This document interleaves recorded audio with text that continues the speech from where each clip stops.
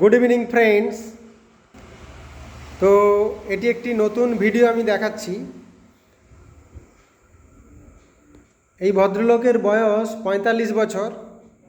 উনি প্রায় দীর্ঘ ১ বছর ধরে লিউকোডার্মা বা ভিটিলিগো এই সমস্যাতে ভুগছেন।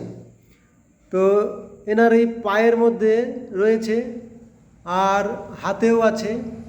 আচ্ছা, তোমার এই যে সাদা দাগ, এটাকে আমাদের ডাক্তারি পরিভাষায় বলা হয় ভিটিলিগো বা লিউকোডার্মা। ওনার ঠোঁটের মধ্যেও আছে। আচ্ছা, তুমি এই সমস্যায় কতদিন ধরে ভুগছো? ১ বছর ধরে ভুগছো। আচ্ছা, এর জন্য আগে কোথাও চিকিৎসা করেছো? ওষুধ খেয়েছো? কোথাও কোনো চিকিৎসা করনি? তো জিনিসটা প্রথমে কম ছিল, পরপর কিন্তু বেড়ে যাচ্ছে, তাই তো? তো একে আমরা কেস টেকিং করে এখন কি ওষুধ নির্বাচন করলাম। ভিটিলিগো এটা কিন্তু কোনো ছোঁয়াচে রোগ নয়, এটা শুধু দেখতে খারাপ লাগে এই মাত্র, কিন্তু এটা কোনো ছোঁয়াচে রোগ নয়, ইনফেকশাস ডিজিজ নয়।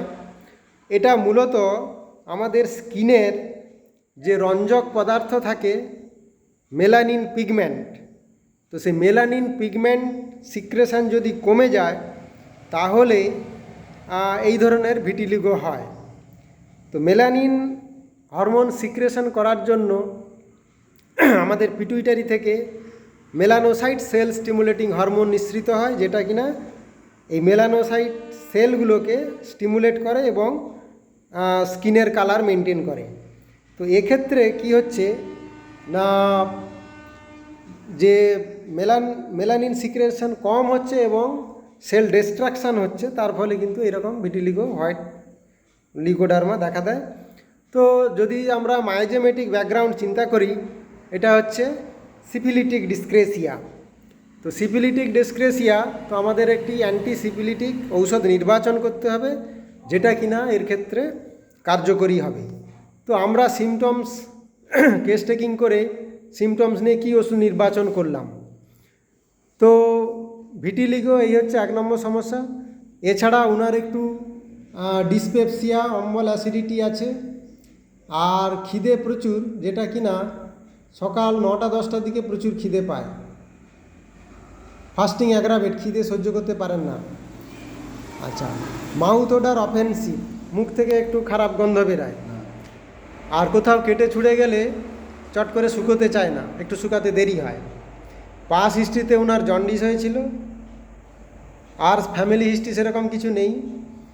তোমার শীত গরমের মধ্যে কোনটা বেশি? দুটোই বেশি বলেছ, যেটা বলেছ সেটাই বলো ভাই, কিছু নেই।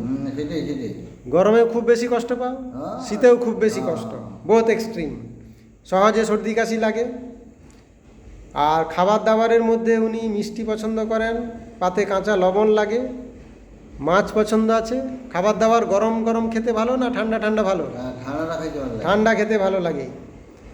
আর অ্যাভারশন টু মিট, মাংস অত পছন্দ নয়। ডিসএগ্রি মিল্ক, দুধ খেলে সহ্য হয় না। আর ডিসএগ্রি মিল্ক অ্যান্ড ব্রেড, রুটিও সহ্য হয় না। পিপাসা খুব একটা বেশি নেই, পিপাসা কম। আর জিভটা আমরা দেখাতে পাচ্ছি না, উনি পান খেয়েছেন, দেখি তাও উনি পান খেয়েছেন, তাহলে জিভটা আমরা জিভের ক্যারেক্টার পাচ্ছি না, জিভ দেখাতে পারলাম না। আর স্যালাইভেশন আছে, রাত্রে ঘুমের মধ্যে বালিশে লালা পড়ে। ইউরিন আর্চ ক্যানট কন্ট্রোল, প্রস্রাব পেলে বেগ আটকে রাখতে পারেন না। আর পায়খানা সারাদিনে ৩-৪ বার হয়, তাহলে 3 to 4 টাইমস টুলস। ঘাম শরীরে প্রচুর হয়, ঘামে গন্ধও আছে, এবং জামা কাপড়ে হলদে হলদে ছোপ ছোপ দাগ ধরে। হ্যাঁ, তাহলে ঘামের গন্ধ আছে এবং সেটা জামা কাপড়ে দাগ ধরে। আর ঘুম ভালোই হয়। মাইন্ডের মধ্যে আমরা পাচ্ছি ইরিটেবিলিটি, রাগ প্রচণ্ড এবং ইম্পালসিভ, এবং রাগের সময় মনে হয় যে হাতের কাছে যা কিছু পাবো কাউকে যেন খুন করে ফেলবো, এত রাগ হয়। তো এই কটা সিমটমসের উপরে ওনাকে আমি এখন মার্কুরিয়াস প্রেসক্রিপশান করছি, মার্কসল, এবং আশা করি এতেই ইমপ্রুভমেন্ট হবে। মার্কসল কেন? ১ নম্বর হচ্ছে ভিটিলিগো এটা হচ্ছে syphilitic ডিসক্রেসিয়া।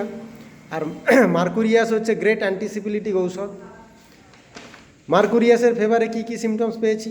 Hit cold relation both extreme, mouth odour offensive, healing of wound delay,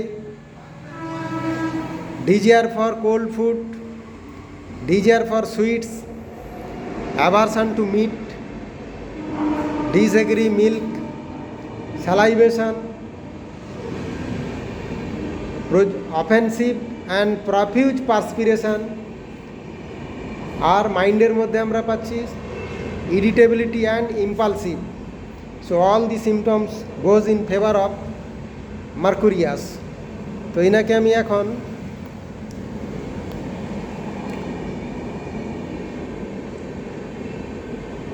Mercurius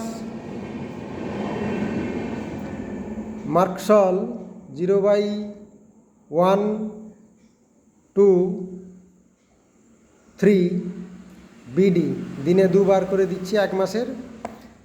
তো দেখা যাক 1 মাস পরে কতটা ইমপ্রুভমেন্ট করে, আমরা ফলো আপ কেস অবশ্যই দেখাবো। তো তোমার পারমিশন নিয়ে ভিডিওটা করলাম।